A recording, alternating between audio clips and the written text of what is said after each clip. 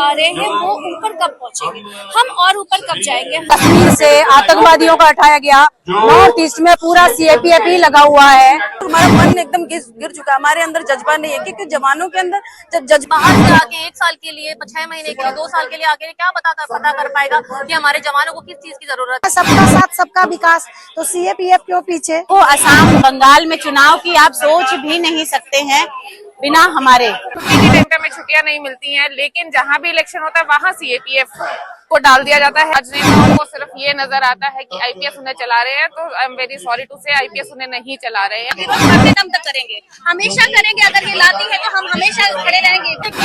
आज ये बिस्कुट, आज वो बिस्कुट, आज ये सिपाही का पैर गया, आज ऑफिसर का हाथ गया। सुप्रीम कोर्ट ने कहा कि इनका हक लागू कर दो, उल्टा ये आज के दिन पार्लियामेंट में बिल पेश करने जा रहे इसी चीज के खिलाफ।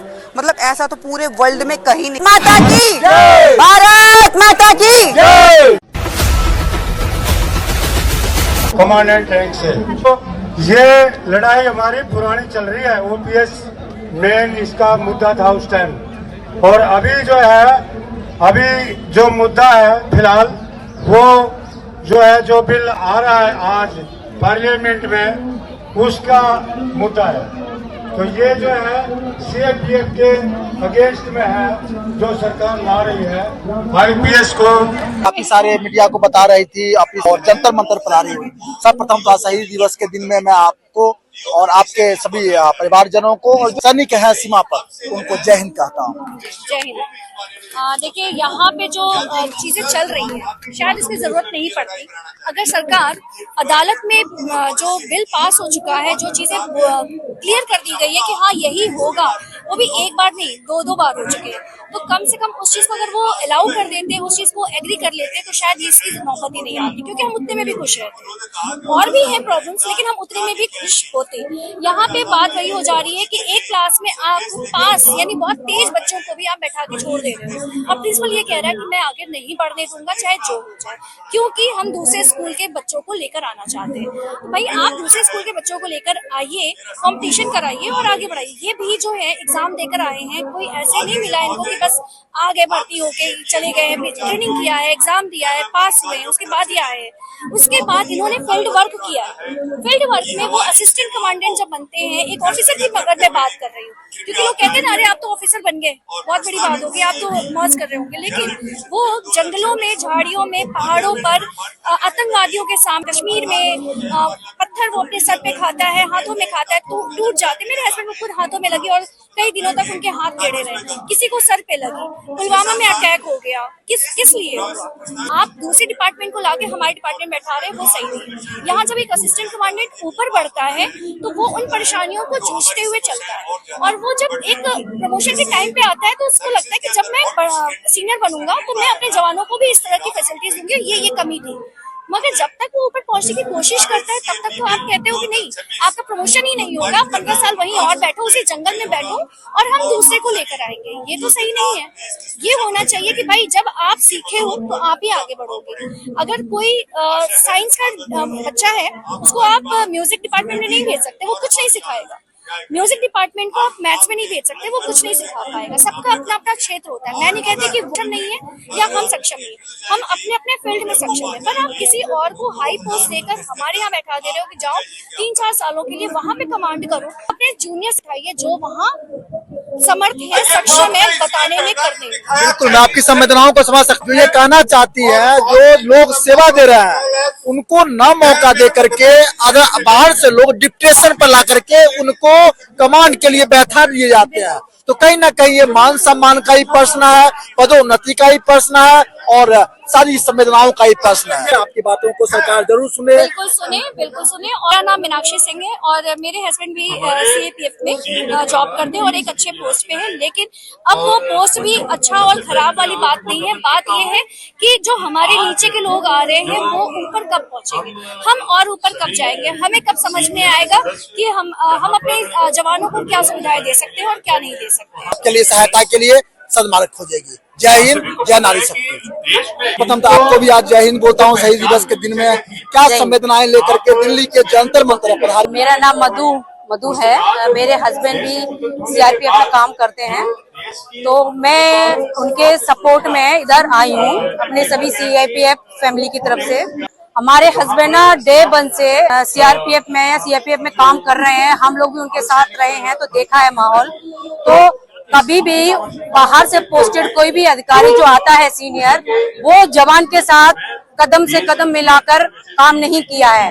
पर जो सीएपीएफ के अधिकारी है वो उनके साथ काम करता है। उन्होंने पहले पद से उनको देखा है, काम किया है, उनको जानते हैं कैसे काम करते हैं, तो वो प्रमोशन के अधिकारी हैं। उनको उनका अधिकार मिलना चाहिए। वो आर्मी की ड्यूटी करते हैं या सीएपीएफ पुलिस की भी ड्यूटी करते हैं, पर अधिकार उनको ना तो आर्मी वाला दिया गया है ना पुलिस वाला अधिकार दिया गया है। हमारे सीआरपीएफ के जो कर्मचारी हैं, जवान हैं, अधिकारी हैं, उनके साथ सौतेला व्यवहार क्यों? क्या वो ड्यूटी नहीं करते हैं? वो छत्तीसगढ़ जैसे नक्सली का भी आपने सफाया कर रहे हैं। अमित शाह जी बोल रहे हैं नक्सलियों का सफाया कर दिया मार्च 2026 में। किसकी सहायता से किया? सीआरपीएफ की सहायता से। कोई भी आईपीएस गया क्या वहाँ पे लड़ने के लिए? हमारे अधिकारी थे वही गए। कश्मीर से आतंकवादियों का हटाया गया, नॉर्थ ईस्ट में पूरा सीआरपीएफ ही लगा हुआ है। पर इनके अधिकार की जब बात आती है तो आप बिल लेके आ गए उनके अगेंस्ट में। हमें आज इतना महंगाई बढ़ गया है, हमारे इतना कम सैलरी में हम शहर में रह रहे हैं या बच्चों को पढ़ा रहे हैं, गुजारा हो पाना मुश्किल होता है। तो मैं समझ सकता हूँ जो ये कह रही हैं समस्याएं जो वाकई में है। और मैं एक चीज और यहाँ पर कोट करना चाहूंगा, देखिए सेना में जब एक परिवार की तरह रहते हैं, परिवार की तरह इमोशनली भी अटैच होते हैं। इमोशनली भी जहाँ 20 साल बरसों एक साथ सेवा देते हैं, एक साथ एक दूसरे की समस्याओं में खड़े होते हैं, तो इमोशनली भी वो जुटे रहते हैं। और कहीं ना कहीं जब बाहर से आकर के लोग उस पर अपना अधिकार जमाते हैं तो कहीं ना कहीं वेदनाएं प्रकट होती है। हम पूरे लीगली तरीके से आगे बढ़ रहे हैं। हाई कोर्ट में गए, फिर सुप्रीम कोर्ट में गए और सुप्रीम कोर्ट ने हमारा सपोर्ट किया और हमारे लिए हमारे सपोर्ट में बिल आया। पर उसके अगेंस्ट में अब सरकार हमारे बिल लेके आ रही है। अभी टाइम से टाइम प्रमोशन मिले, बाकी जैसे अदर पुलिस में मिलता है या आर्मी में मिलता है उसी तरह हमें सीआरपीएफ के अधिकारियों को, जवानों को भी टाइम की तरह है प्रमोशन मिले। 10-10 साल से उसी पद पर हैं, उनको प्रमोशन, उनके अंदर हताशा आ गई है। अब हताश जवान, हताश अधिकारी कैसे देश की सुरक्षा करने में आप उतना अच्छा काम दे पाओगे, उतना अच्छी सर्विस दे पाएगा? प्रमोशन आपका अधिकार भी है, हमारा अधिकार है। आपके मनोबल को ही बढ़ाता है। कोई भी अच्छा काम करता है हमें पुरस्कार आगे बढ़ाया, पुरस्कार मिलना चाहिए। हम और अच्छी सेवा देश को दे सकते हैं। बिल्कुल, हमें पुरस्कार मिलना चाहिए। अगर कोई भी बच्चा भी करता है, वो भी अगली क्लास के लिए प्रमोट होता है, तो हम इतने सालों के लिए एक ही पद पर निराशा नहीं जाएगी, उदासीन हो जाएगा। अधिकारी हो या जवान एक ही पद पर 15-15 साल से 18-18 साल से है, उसको भी तो हवलदार बनने का अधिकार है कि वो भी चाहता है कि उसको भी दिल्ली मिले या फिर अच्छी जगह मिले जहाँ पे उसके बच्चे पढ़ सके, अपने परिवार के साथ समय बिता सके। मोदी जी से मेरा एक आग्रह है कि हम सब बहुत उनका रेस्पेक्ट करते हैं और बहुत मानते हैं, उनके बहुत बड़े फैन हैं। पर इस जगह पे हमारे अंदर उदासीनता आ गई उनके सरकार के प्रति। उनको चाहिए क्या, जितना उन्होंने इतना अच्छा काम किया है पूरे अंतर्राष्ट्रीय स्तर पर, आतंकियों के लिए भी, नक्सलियों के लिए भी, पर हमारी फौज को क्यों निराश कर रहे हैं? निवेदन है, मंत्रियों से मिलते हैं, आपसे बात करता हूं, निवेदन है मेरा। मंत्री महिमा ग्रहण करते हैं। मैंने बोला नो डाउट सेना सशक्त हो चुकी है, आगे बढ़ चुकी है, लेकिन ये भी बात से गुरेज नहीं किया जा सकता जो सेना के जवान सेना को निराश मत करिए। अभी भी शौचालय के पास बैठ के आ रहे हैं भाई, जबकि आपके सांसद नॉर्मल काल में संसद में जाने के लिए Tier 1 का टिकट मिल रहा है और सेना के जवानों को शौचालय के पास बैठना पड़ रहा है और कलेक्टर द्वारा अवैध तरीके से पैसा लिया जा रहा है। आप देखिए, आप अपने पर्सनल लेवल पे जाके देखिए हमारी फौज को, और आपको शायद गलत खबर जो भी बताया गया होगा कि हमारी फौज कितना स्ट्रगल कर रही है, उनको पैसे के लिए भी बहुत ज्यादा। सर्वप्रथम तो आज शहीद दिवस के दिन में मैं एक चीज कहना चाहूंगा आप सभी को, तो देखिए एक सेना जब बॉर्डर पर जाता है ना, उसको घर से कवच तैयार करके भेजा जाता है। वो आप सभी नारी शक्ति है जो सैनिक को घर से सशक्त करके भेजती है। इस साहस को, शौर्य को शहीद दिवस पर मैं नमन करता हूँ। मैं प्रतिमा त्रिपाठी, मैं एक ऑफिसर की वाइफ होने के नाते मैं अपनी बात सरकार तक पहुंचाना चाहती हूँ क्योंकि जब हमें बॉर्डर पे जाना होता है तो हमारी फौज आती है, जब वहाँ 370 हटाना होता है तो हमारी फौज रहती है। मोदी जी ने ऐलान किया था कि 2028 या 27 तक नक्सली खत्म कर देंगे छत्तीसगढ़ में, तो वो कौन खत्म करनी जाएगी? आईपीएस खत्म करने जाएगी? आईपीएस फील करेगा? कदम से कदम मिलाकर हम जवानों के साथ चलते हैं, तो हमें हमारा अधिकार क्यों नहीं दिया जा रहा है? ये तो गलत है ना। हम मोदी जी और अमित शाह के बहुत बड़े फैन थे, लेकिन आज उनकी इन बातों से पीछे हट चुके हैं, क्योंकि हमारा मन एकदम गिर चुका है, हमारे अंदर जज्बा नहीं है। क्योंकि जवानों के अंदर जब जज्बा नहीं रहेगा तो ऑपरेशन नहीं कर सकते हैं। हम तो 15 साल से लड़ाई लड़ रहे हैं, आज जाके सुप्रीम कोर्ट हमें दी है, जीत चुके हैं हम। आप सब कोर्ट का ऑर्डर ही नहीं मान रहे हो। हमारा अधिकार दिया जाए, सब घर परिवार, अपना भाई बहन जो भी हैं, सब अपने घर का काम धाम छोड़कर यहाँ हम आए हैं, अपने अधिकार के लिए लड़ने आए हैं। वो हमारा अधिकार है, हम आपसे कुछ और नहीं मांग रहे हैं, हम अपना अधिकार मांग रहे हैं। हमें हमारा अधिकार दिया जाए। आप एक जंगल में आईपीएस को भेज दोगे, उसको क्या पता है? आप उस पोस्ट पे जाओगे, उस आदमी को क्या पता है? हम देख रहे हैं हमारे हस्बैंड ने क्या किया है, या हमारे जवानों ने क्या किया है, हमारे जवानों के घर वालों ने क्या किया है। ये हमें हमारा हक मिलना चाहिए। उनको नहीं पता है कि ऑप्स कैसे किया जाता है, उनको नहीं पता है कि कैसे डील की जाती है। इसलिए हमें सरकार से निवेदन है कि हमारा अधिकार हमें दिया जाए। अपने पति को अपने बॉर्डर पे भेजते हैं लड़ाई के लिए, ये इतनी ठंड है, लोग ठंड में अपने घरों में बैठे रख, लेकिन वो जवान और एक कमांडर ऑफिसर वो वहाँ बॉर्डर पे बैठा रहता है। किस हद पे बैठेगा? अब तो उसका जज्बा ही खत्म हो जाएगा ना, उसको तो कुछ बचेगा ही नहीं। जब इसी चीज के लिए आदमी अपग्रेड होना चाहता है, जब हम अपग्रेड ही नहीं हो रहे हैं तो हम क्या करेंगे लड़ाई लड़के? हम आज सरकार हमारे वॉच पे भाषण दे रही है, कौन खड़ा है लाइन में? कौन लगता है? हम लग रहे हैं, हमारा परिवार लग रहा है। और सिर्फ एक ऑफिसर ड्यूटी नहीं करता, उसका परिवार भी ड्यूटी करता है। ऑफिसर ही बोर्ड उस पे नहीं जाता है, पूरे परिवार। हम अपने घर वालों से दूर रहते हैं, हस्बैंड वहाँ रहते हैं और जंगल में हम बच्चों को दूर पढ़ाते हैं। जंगल में स्कूल नहीं होता है, लेकिन हम दूर रह के भी उनको वो चीज करना, क्योंकि हमें अपने भारत माता की रक्षा करनी है, हमें देश की रक्षा करनी है, हमें अपने जो भाई भाइयों ने उनको उनकी रक्षा करनी है। तो हमें जब हमारा अधिकार ही नहीं दिया जाएगा तो हम कैसे रक्षा कर सकते हैं उनका? हमारा मनोबल कैसे आगे बढ़ेगा? मांग रहे हैं उनसे। जय हिंद, जय भारत। तो मैं आप सभी को साक्ष्य मानते हुए स्पष्ट होकर बताना चाहूंगा, देखिए देश के लिए दुर्भाग्य, इससे बड़ा दुर्भाग्य नहीं होगा जो सेना हमारी सुरक्षा करती है। हम घर में चैन की नींद सोते हैं, आज ये सड़कों पे आ रखे हैं, स्ट्राइक कर रहे हैं। इससे बड़ा दुख का बात देश के लिए नहीं होगा, वो भी आज शहीद दिवस के दिन में दिल्ली के जंतर मंतर से। सरकार जल्द से जल्द इनकी सभी समस्याओं पर विचार करे, संज्ञान में ले और सुधार करे। जय हिंद। मैं भी एक सीएपीएफ परिवार की ही सदस्य हूँ। मेरे पति भी सीआरपीएफ में काम करते हैं और मैंने भी यही देखा है जब से शादी हुई है कि मेरे पति देव 17 साल से सीआरपीएफ को अपना सारा समय दे रहे हैं और हम घर पे रह के घर को संभाल रहे हैं। वो जंगलों में भटक रहे हैं और उनके जंगलों में भटकते हुए 17 साल पर एक पोस्ट पे रहते हुए टाउन प्रमोशन मिल रहा है। अलग अलग स्टेट्स में वो काम कर चुके हैं। जहाँ वहाँ देखा जाए आईपीएस को 17 साल जब एक आईपीएस होता है तो कहीं किसी और पोस्ट पे पहुंच जाते हैं। वहीं हमारे सीएपीएफ के अधिकारी मोटिवेशन नहीं रहेगा। आज क्यों हम अपने बच्चों को कहते हैं कि हाँ पापा बाहर गए हैं तो वो कुछ काम करने के देश के लिए काम समय से पहले लोग सेवानिवृत्त हो जाएंगे। बिल्कुल। और जो मोटिवेशन है कि अधिकारियों के लिए भी काम करने का मोटिवेशन है कि भाई हम कुछ और बड़ी पोस्ट पे जाके कुछ और अच्छा करेंगे अपने ही परिवार के लिए, वो करने का मोटिवेशन भी नहीं रहेगा। तो देश के लिए दुर्भाग्य है जब आप अनुभव प्राप्त कर लेते हैं, अनुभव को हासिल कर लेते हैं और उसको देश को नहीं दे पा रहे हैं, सरकार आपको देने नहीं दे रही है। परिवार का है वही अपने परिवार को अच्छी तरह संभाल सकता है। उसको पता है कि क्या कमियां हैं हमारे परिवार के अंदर, उसको क्या आगे देना है। कोई बाहर से आके 1 साल के लिए, 6 महीने के लिए, 2 साल के लिए आके क्या पता कर पाएगा कि हमारे जवानों को किस चीज की जरूरत है, हमारी बेसिक नीड्स क्या है। जब वो ही पता नहीं है तो फिर हम कोई फायदा नहीं है। ये बिल बिल्कुल हमारे सीएपी परिवार के विरुद्ध है और मैं चाहती हूँ कि ये बिल वापस प्रस्तावित ना हो, इसे वापस लिया जाए। जय हिंद, जय भारत। जय हिंद, जय भारत। मैं मोदी जी और अमित शाह से ये निवेदन करती हूँ कि जो 23/2025 में जो बिल लाया गया उस बिल को पास किया जाए। मोदी जी से उनका कहना है सबका साथ सबका विकास, तो सीएपीएफ क्यों पीछे? बस यही मोदी जी से अनुरोध है। और अमित शाह कहना ये है कि आप अपने चारों तरफ ही देख लीजिए, अगर इस एरिया की भी सिक्योरिटी करनी है तो हमारे आरपीएफ के जवान खड़े हैं, है ना। कितनी विडंबना है कि हम लड़ रहे हैं अपने जवानों के लिए और हम यहाँ की सिक्योरिटी के लिए भी स्टेट पुलिस को हमारा जवान चाहिए। आपको दिल्ली में एक कॉन्सर्ट कराना है, आपको हमारा जवान चाहिए। आपको असम बंगाल में चुनाव की आप सोच भी नहीं सकते हैं बिना हमारे। ही नहीं सकते हैं हमारे बिना, क्योंकि पैरामिलिट्री के बिना आप इस देश के आंतरिक सुरक्षा के बारे में कभी नहीं सोच सकते हैं। हमारा एक एक जवान अपनी ड्यूटी मुस्तैदी से कर पाता है, क्योंकि उसके पीछे उसकी फैमिली है। हमें हमारे अधिकारों के लिए लड़ना पड़ रहा है, ये कितनी बड़ी विडंबना है। सरकार को इस बारे में सोचना चाहिए, उन्हें शर्म आनी चाहिए कि जिस सरकार के लिए हम जैसे देश प्रेमी हमेशा राष्ट्रवादी सरकार कहती है ना ये सरकार, तो हम सबसे पहले राष्ट्रवादी सरकार के साथ थे, क्योंकि हम सेना के परिवार से जुड़े हुए हैं।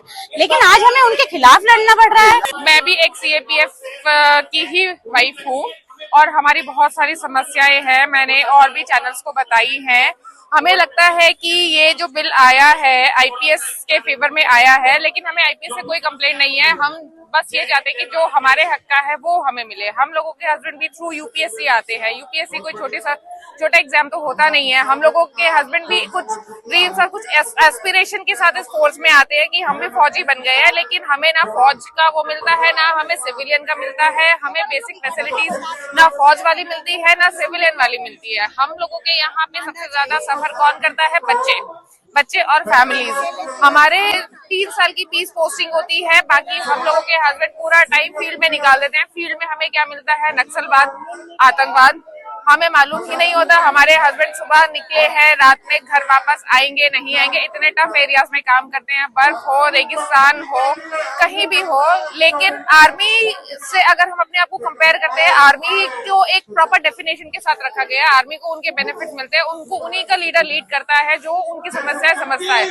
हमारी समस्याएं आईपीएस लोग कभी नहीं समझ पाएंगे, क्योंकि जो ग्राउंड लेवल पे हमारे जूनियर ऑफिसर्स काम करते हैं वो लोग चीज को कभी फील करके ही नहीं आया। वो सीधा सीनियर रैंक पे आकर के यहाँ पे बैठते हैं, और सीनियर रैंक पे बैठने के बाद हम लोगों को होते हैं, हमारे प्रमोशंस को रोक दिया जाता है वैकेंसी बेस्ड प्रमोशंस बोल करके, और हमारे यहाँ वैकेंसीज क्रिएट करने के नाम पे वैकेंसीज क्रिएट की ही नहीं जाती हैं। कुछ समय पहले अमित शाह जी ने संसद में ये बोला था कि पैरामिलिट्री वालों को, क्योंकि वो घर पे अपने परिवार वालों के साथ नहीं रह पाते, उन्हें 100 दिन का अवकाश मिलेगा। आज तक तो उस चीज को इम्प्लीमेंट किया नहीं गया है। छुट्टी के टाइम पे हमें छुट्टियां नहीं मिलती हैं, लेकिन जहां भी इलेक्शन होता है वहां सीएपीएफ को डाल दिया जाता है। लेकिन फिर ये बोला जाता है कि वो कॉम्पिटेंट फोर्स नहीं है, उनको आईपीएस हैंडल करेगा। अगर आईपीएस इतना ही कॉम्पिटेंट है तो वो अपने ही कैडर के नीचे वाले पुलिस ऑफिसर्स को क्यों नहीं अरेंज कर पाता है अपने ही स्टेट के इलेक्शंस में?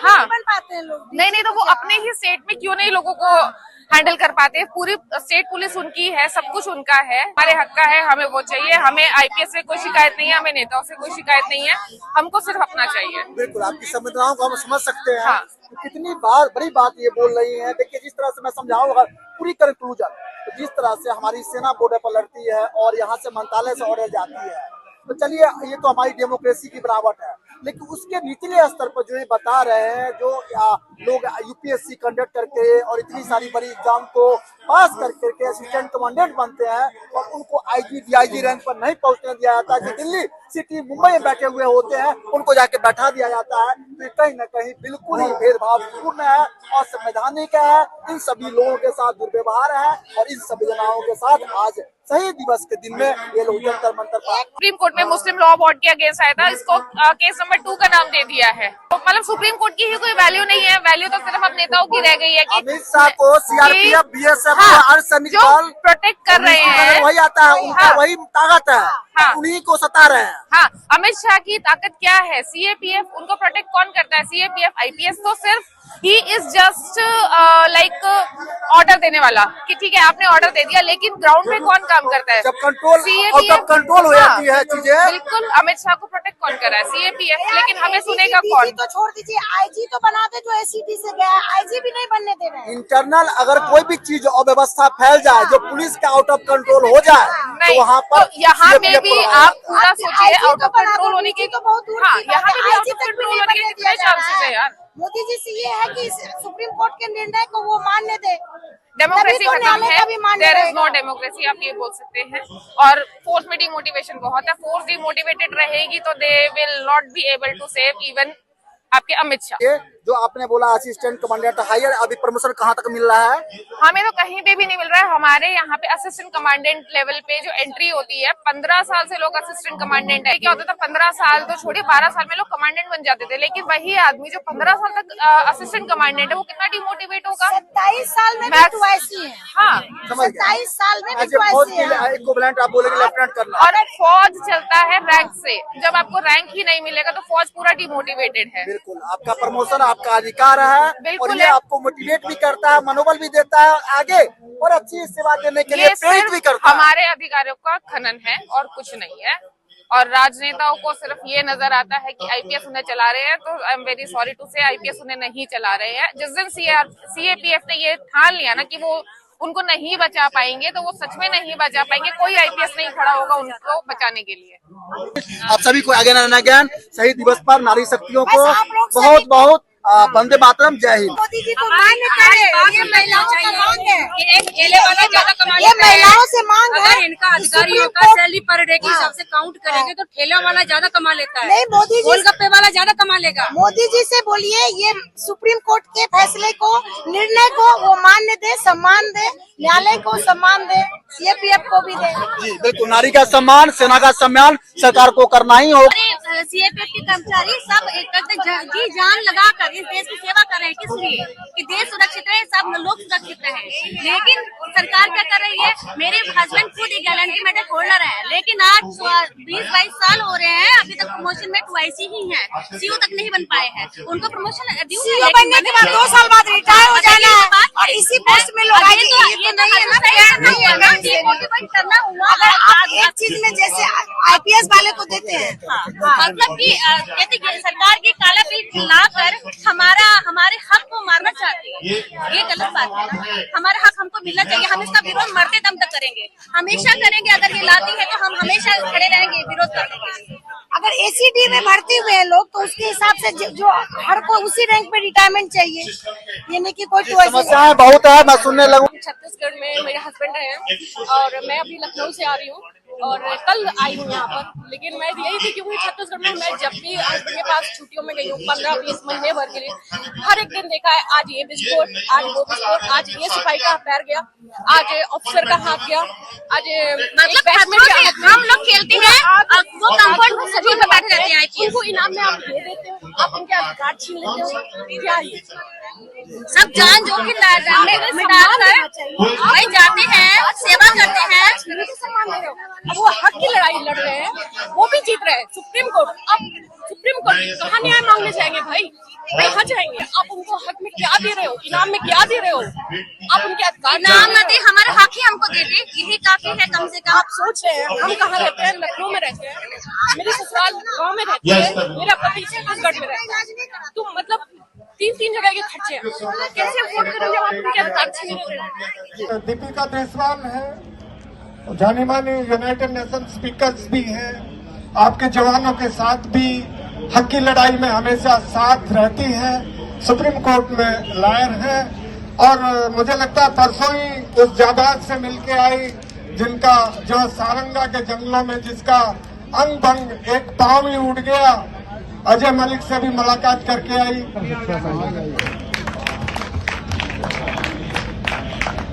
सीएपीएफ एकता, पीएफ एकता।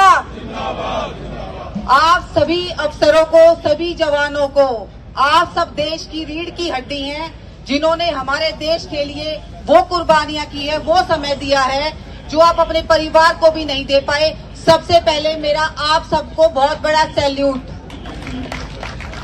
मैं बता 2012 से जब मैं स्टूडेंट लीडर थी दिल्ली यूनिवर्सिटी की, तब से मैं अपने देश के आप जो जाबाज लोग हैं उनके साथ खड़ी हूँ, और चाहे मेरी जान चली जाए मैं आप लोगों के साथ लास्ट दम तक खड़ी रहूंगी।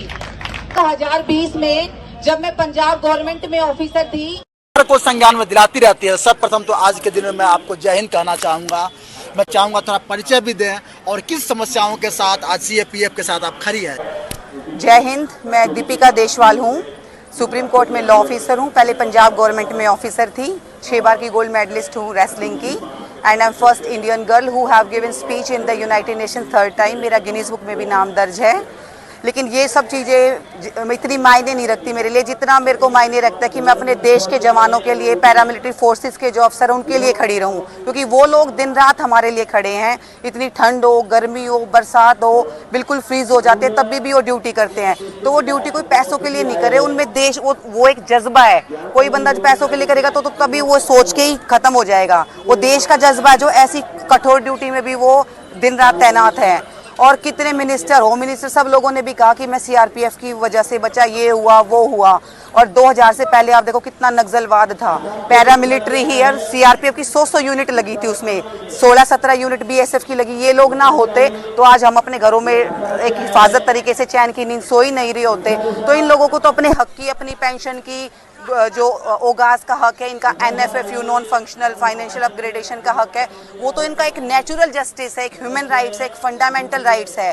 तो जो लॉबी इसके खिलाफ है तो वो अपने आप में एक देशद्रोही का काम कर रहे हैं। अगर उनमें जरा सी भी जिल्लत होती तो वो उनके हकों में क्यों घुस रहे हैं? ये लोग तो नहीं कह रहे, अब ये पैरामिलिट्री के लिए अपनी डेडिकेशन, इन्होंने ड्यूटी ज्वाइन करी थी, ये तो नहीं कह रहे हमें पुलिस में जाना है, हमें ये दे दो वो दे दो। ये उनके हकों में क्यों घुस रहे हैं? अगर ये लॉबी इतनी कामयाब होती तो स्टेट पुलिस का ये हाल नहीं होता। तो वो उसी को संभाल ले तो बहुत अच्छा होगा। यहाँ के भ्रष्टाचार और गलत तरीके से ये जो हथकंडे अपना रहे, कि जिस चीज़ सुप्रीम कोर्ट ने कहा कि इनका हक लागू कर दो, उल्टा ये आज के दिन पार्लियामेंट में बिल पेश करने जा रहे इसी चीज़ के खिलाफ। मतलब ऐसा तो पूरे वर्ल्ड में कहीं नहीं हुआ आज तक। ये अपने आप में एक शर्मनाक बात है। हमारे देश के जो जाबाज लीडर तरीके से देश के लिए इतने डेडिकेटेड है, उनको अपने हकों की आवाज़ के लिए यहाँ पर बैठना पड़ा। और 2020 में इन्होंने क्या किया, सभी जितने पैरामिलिट्री के अपने लोग हैं उन लोगों को बिल पास करवा दिया कि ये लोग नहीं सोशल मीडिया पर आएंगे। जबकि सारे आईपीएस, मेरे पापा को भी बोला गया, क्योंकि मेरे पापा सोशल मीडिया इन सब पे है नहीं, देसी आदमी हैं, तो उनको कहा गया कि सब लोग अकाउंट बनाओ और इन आईपीएसओ को फॉलो करो। क्यों करे भाई, तुमने क्या काम किया जो तुम्हें फॉलो करे? तुम तो जबरदस्ती सोशल मीडिया में अपने आप को चमका रहे हो, कभी सिंघम बन रहे हो, जबकि तुम हो कुछ भी नहीं। तुम्हारी तो पैंट ढीली और ढीली बीगी सब हो गई थी जब अटैक हुआ।